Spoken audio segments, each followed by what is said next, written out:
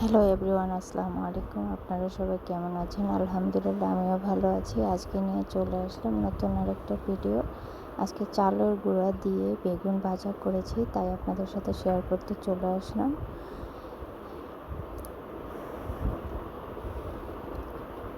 প্রথমে আমরা চলে যাব এখন মূল রান্নায়।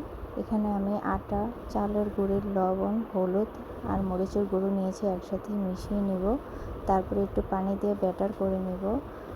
প্রত্যেকটা বেগুনের গায়ে ভালো করে ব্যাটারটা লাগিয়ে অল্প অল্প আঁচে ভেজে নেব। আমার এখানে বেগুনগুলো ভাজা হয়ে গেছে।